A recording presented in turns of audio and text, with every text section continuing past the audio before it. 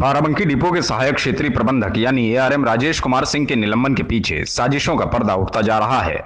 निगम के प्रबंध निदेशक यानी एमडी मासूम अली सरवर की चूक से घूमी शंका की सुई ने कई अन्य नए पहलुओं की ओर इशारा किया है। बीती 19 जुलाई को जिले में एक हादसे में 4 लोगों की असमय मौत हुई, तो अपने आप को चौतरफा घिरा समझने वाले नेशनल हाईवे अथॉरिटी, प्रशासन तथा उत्तर प्रदेश परिवहन ने कार्यवाही की जल्दबाजी में ऐसी पटकथा लिख दी कि प्रदेश शासन के एक वरिष्ठ अधिकारी की कार्यशैली सवालों में आ गई। परिवहन निगम के प्रबंध निदेशक यानी एमडी मासूम अली सरवर ने बाराबंकी डिपो के सहायक क्षेत्रीय प्रबंधक यानी एआरएम राजेश कुमार सिंह को अयोध्या लखनऊ हाईवे पर सफदरगंज क्षेत्र में हुए हादसे का जिम्मेवार बताकर कार्यशैली में शिथिलता के जुर्म में निलंबित कर दिया। लेकिन उनके निलंबन में स्वयं प्रबंध निदेशक फंसते नजर आ रहे हैं। बीती 19 जुलाई को थाना सफदरगंज क्षेत्र अंतर्गत अयोध्या लखनऊ राष्ट्रीय राजमार्ग पर गोड़ारी मोड़ पर देवरिया डिपो की रोडवेज बस संख्या यूपी 78 FN 1747 की एक ई रिक्शा से भिड़ंत हो गई। हाईवे पर जा रहे ई रिक्शा में उस वक्त 9 लोग सवार थे।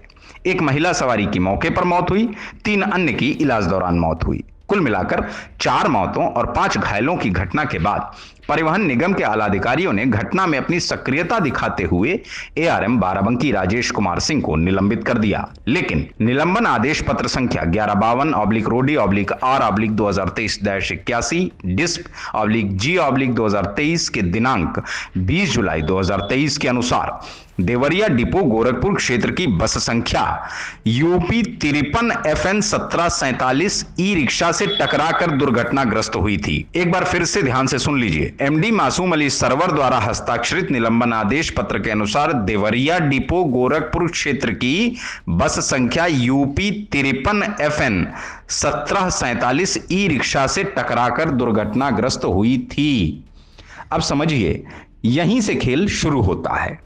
संविदा बस चालक रत्नाकर मिश्रा के अनुसार वह बस संख्या यूपी 78 FN 1747 को लेकर कानपुर से सुबह तकरीबन 7:30 बजे देवरिया के लिए निकले थे। बाराबंकी के थाना सफदरगंज क्षेत्र स्थित गोड़ारी मोड़ पर दुर्घटना अपराह्न तकरीबन 1 बजे हुई। अपराह्न तकरीबन 2:30 यानी 2:30 बजे थाना सफदरगंज पुलिस द्वारा बस चालक से बस चलवाकर थाने पहुंचवाई जाती है। फिर अपराह्न 3:15 पर बस चालक रत्नाकर मिश्रा अपने फोन से देवरिया डिपो के ड्यूटी रूम में तैनात बाबू दीनानाथ मिश्रा के मोबाइल पर घटना की जानकारी देते हैं। अब सवाल यह खड़ा होता है कि अपराह्न 3:15 बजे दुर्घटना की सूचना मिलने के बाद भी देवरिया डिपो द्वारा कोई कार्रवाई क्यों नहीं की गई, जबकि एआरएम बाराबंकी श्री सिंह को 19 जुलाई की रात 8 बजे जिलाधिकारी कार्यालय बाराबंकी से फोन जाता है। डीएम अविनाश कुमार से एआरएम की वार्ता होती है। डीएम ने नाराजगी जाहिर की। एआरएम तत्काल कार्रवाई की प्रक्रिया में जुट जाते हैं। बस चालक ने स्वयं एआरएम श्री सिंह को बताया कि दुर्घटना की सूचना ड्यूटी रूम देवरिया को दे दी गई थी। बावजूद इसके देवरिया डिपो द्वारा मुख्यालय को दुर्घटना की सूचना प्रेषित नहीं की गई। अब शुरू होता है सवालों का सिलसिला। सबसे पहले और महत्वपूर्ण प्रश्न यह कि जिस बस की दुर्घटना पर एआरएम बाराबंकी का निलंबन आदेश एमडी मासूम अली सरवर ने जारी किया वह बस कहां है, यानी बस संख्या यूपी 53 FN 1747, क्योंकि जो बस भिड़ी थी उसका नंबर यूपी 78 FN 1747 था। आखिरकार सरकारी आदेश पर यह त्रुटि कैसे हुई? जब देवरिया डिपो के ड्यूटी रूम को चालक ने अपराह्न तकरीबन 3:15 बजे ही दुर्घटना के बाबत अवगत करा दिया गया था, तो देवरिया डिपो के एआरएम और अन्य वरिष्ठ अधिकारियों ने मुख्यालय पर सूचना अग्रसारित क्यों नहीं की, जबकि एआरएम राजेश कुमार सिंह द्वारा सलाहकार संचालन परिवहन निगम मुख्यालय को बाकायदा पत्र लिखकर घटना की जानकारी से अवगत भी कराया गया। इसके बावजूद एआरएम को सस्पेंड क्यों किया गया? ऐसे में इस बात से भी कोई गुरेज नहीं किया जा सकता कि विभागीय अधिकारियों की आपसी वैमनस्यता और खींचतान का शिकार बाराबंकी डिपो एआरएम राजेश सिंह बन गए।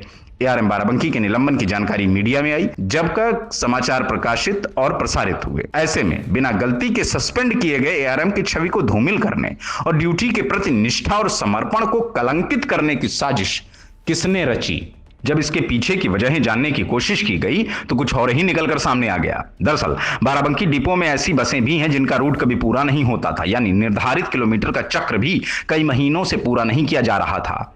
दरअसल पूरा मामले की शुरुआत एक वाहन माफिया की बसों पर एआरएम बाराबंकी राजेश कुमार सिंह द्वारा की गई कार्रवाई से शुरू होती है। बीते जून महीने में बसों के दैनिक संचालन की समीक्षा में एआरएम बाराबंकी सिंह ने पाया था कि लखनऊ बहराइच तथा त्रिलोकपुर मार्ग पर संचालित हो रही अनुबंधित बसें अपनी निर्धारित समय सारणी से संचालित न होकर मनमाने ढंग से लखनऊ के स्थान पर रामनगर तक संचालित हो रही हैं। इस संबंध में गहनता से समीक्षा किए जाने पर पाया गया कि अनुबंधित बस संख्या यूपी 4180 3296 व यूपी 75M 5729 विगत कई दिनों से लखनऊ के स्थान पर रामनगर तक तथा बस संख्या यूपी 4180 1672 यूपी 4180 3266 जो अपना निर्धारित किलोमीटर क्रमशः 352 तथा 374 के स्थान पर 312 किलोमीटर विगत कई माह से संचालित कर रही हैं। इस प्रकार किए जा रहे अनियमित संचालन से परिवहन निगम को हानि हो रही थी, साथ ही आमजन को भी समुचित परिवहन सुविधा का लाभ नहीं मिल पा रहा था, जिसका निगम की छवि पर प्रतिकूल प्रभाव पड़ रहा था। यह स्थिति किसी भी दशा में निगम के लिए हितकर नहीं थी। इसलिए एआरएम ने सख्ती से नए निर्देश दे डाले। यह बात वाहन माफिया को नागवार गुजरी। सूत्रों के मुताबिक वाहन माफिया की कई बसें बाराबंकी डिपो से संबद्ध हैं। उसकी निरंकुशता का आलम यह है कि कागजों पर बस किसी अन्य रूट पर होती है और चलती किसी अन्य मार्ग पर है।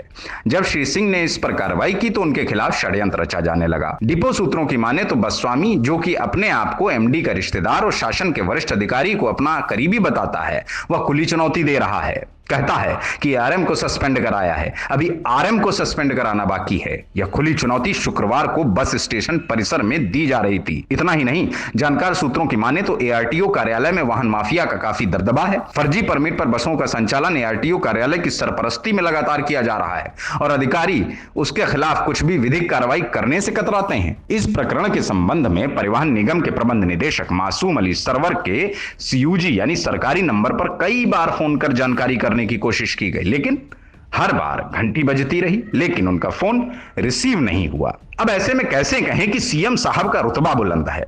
जब धमकीबाज वाहन माफिया के दबाव में परिवहन निगम है तो नियम निर्देशों की धज्जियां उड़ना तो तय ही है। जब माफियाओं की सिफारिश पर विभाग के जिम्मेदार अधिकारियों का निलंबन कर दिया जाता है, प्रतिकूल प्रविष्टि दे दी जाती है, कौमी यकजहती की मिसाल पेश कर दी जाती है और शासन हर फिक्र को धुएं में उड़ाता चला जाता है, तो कैसे कहें कि यूपी में सुशासन है।